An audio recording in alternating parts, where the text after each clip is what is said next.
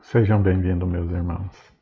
Que a paz do nosso Senhor Jesus Cristo envolva todos os corações, encarnados e desencarnados.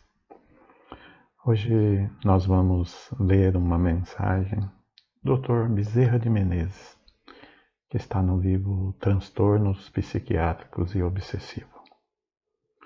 Uma mensagem muito atual.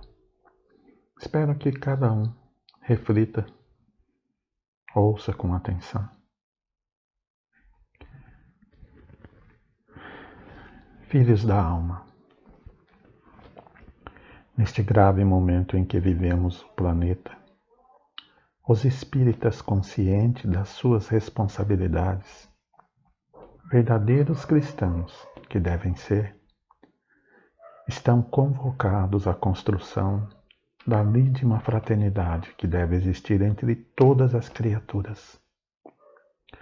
Há um tumulto em todos os segmentos da sociedade, nas mais diversas atividades a que os seres humanos se dedicam.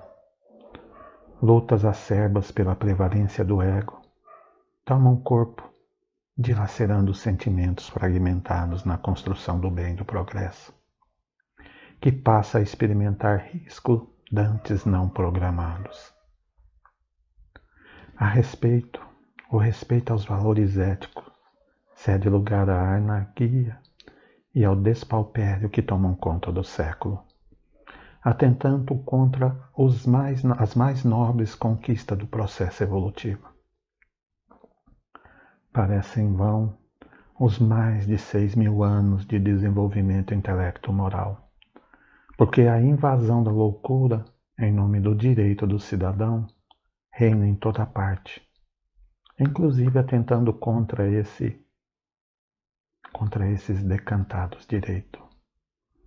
As perfeições morais impõem-se à astúcia política e malversação do patrimônio dos povos.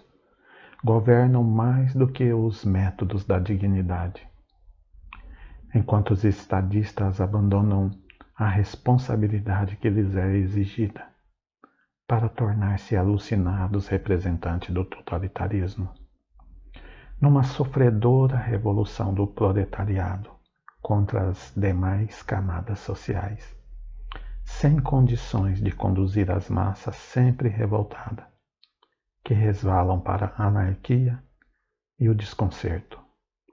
Outros, adornados de títulos universitários, igualmente orgulhosos, esquecem do povo, assim que assumem o poder, e procuram permanecer vitalícios, alterando as leis vigentes.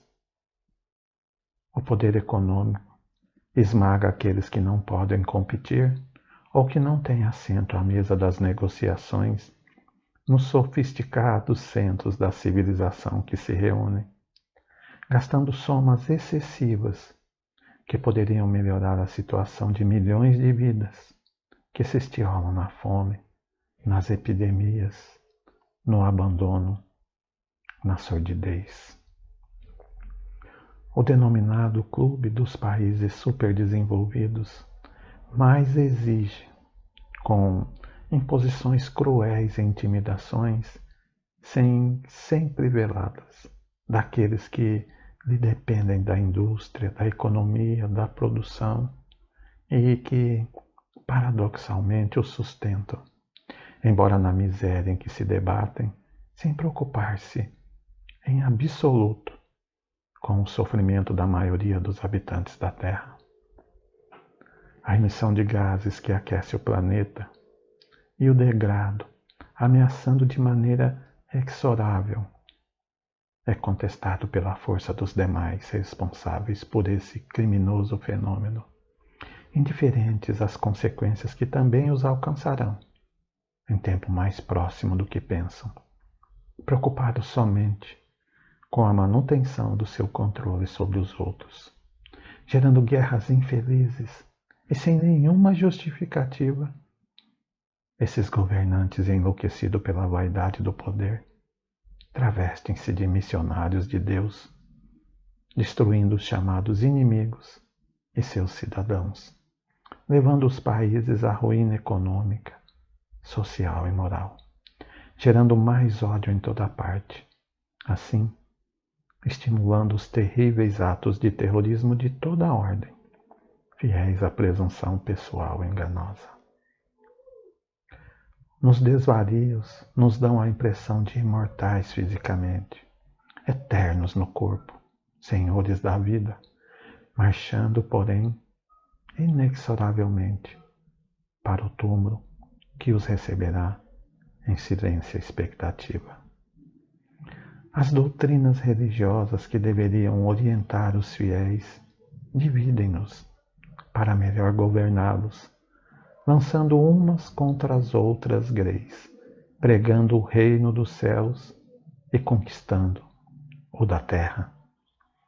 A semelhança do que aconteceu no passado, quando veio Jesus em situação equivalente à que ora vivemos, recebemos o Espiritismo que nos traz de volta a revolução do amor, única possuidora dos instrumentos propiciadores de felicidade.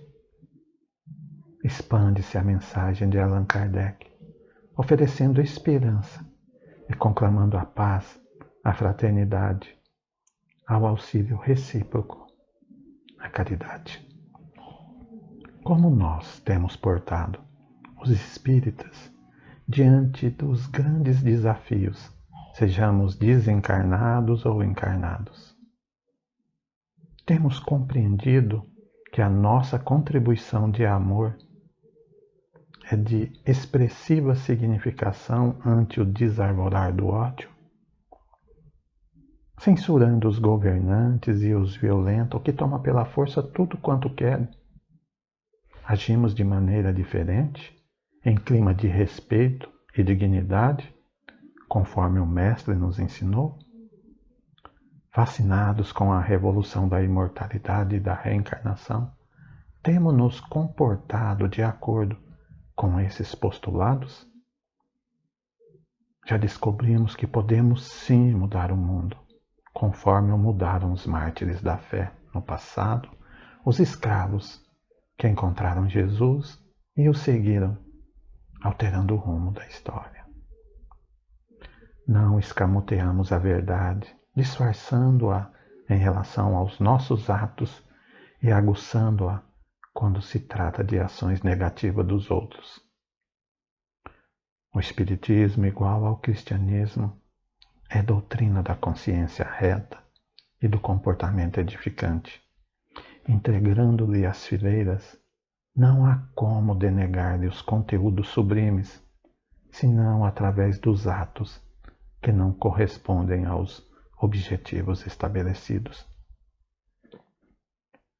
Porque somos poucos ou não dispomos de privilégios, sejam do poder, da fortuna, da posição social, isso não constitui impedimento ao desempenho da tarefa de dignificação humana. O rociar de uma asa de uma borboleta no Oriente repercute no equilíbrio no Ocidente. Assevera-se com fundamentos verdadeiros de lógica e da ciência que estuda os acontecimentos. Assim sendo, toda a vibração emitida espraiar-se-á e contribuirá para efeitos inevitáveis até onde chegar. Não nos podemos furtar ao dever de cooperar em favor do mundo saudável e digno, utilizando os recursos que nos estão ao alcance. Nós outros, os desencarnados conscientes dessa realidade, estamos fazendo a nossa parte, cabendo a vós outros o dever de realizardes o que te diz respeito. Esse mister começa na conduta doutrinária perante si mesmo, prosseguindo em relação à família, à oficina de trabalho, ao grupo social, à instituição em que labora.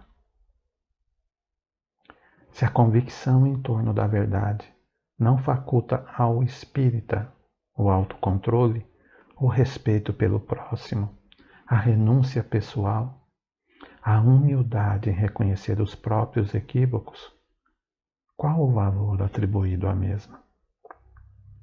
Jesus nos enviou como ovelhas mansas ao meio de lobos esfaimados, não admitindo a hipótese de nos tornarmos lobos também. Se não somos capazes de conviver com aqueles que também abraçam os nossos ideais e trabalham conosco, porque divergimos num ou noutro ponto, como pretendemos transformar a Terra em mundo feliz, se não nos transformarmos para melhor, sem sermos felizes? Hoje que despertemos do letargo e voltemos à ação do amor, nenhuma força é equiparável ao amor. Dei uma alavanca e um ponto de apoio, propôs Arquimedes de Siracusa, e eu moverei o mundo. Usemos o amor e renovaremos o mundo. Façanha menor, que é a proposta pelo matemático, físico e filósofo grego. O amor dá-nos a dimensão da própria pequenez, mas também dá a importância que possuímos na obra do Pai, concitando-nos ao crescimento no rumo do infinito.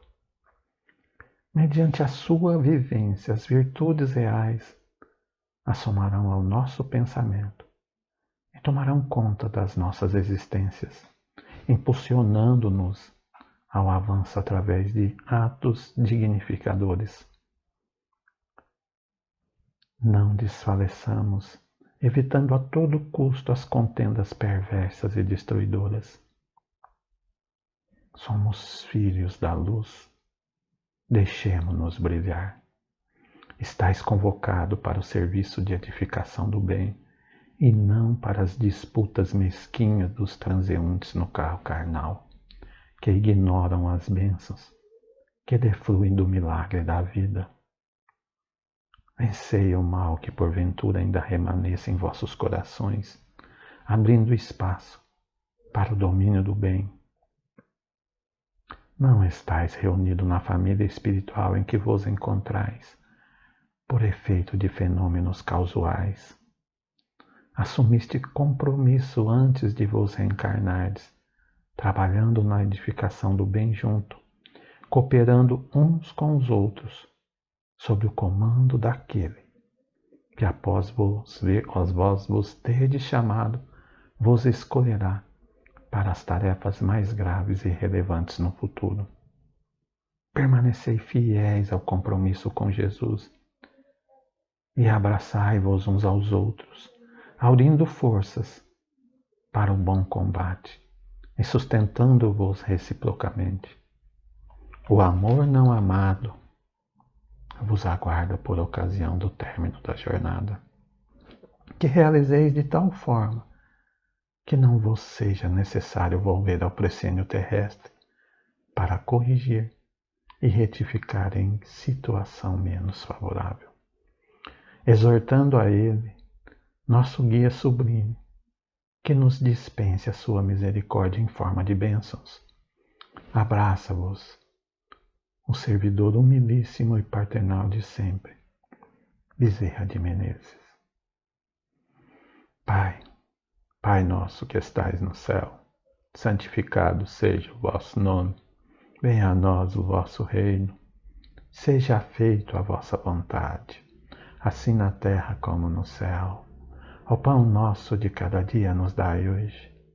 Perdoa as nossas ofensas, assim como nós perdoamos a quem nos tem ofendido. Não nos deixeis cair em tentação, mas livra-nos do mal. Amém. Porque teu é o poder, o reino e a glória, para hoje e sempre. Que Deus os abençoe eternamente.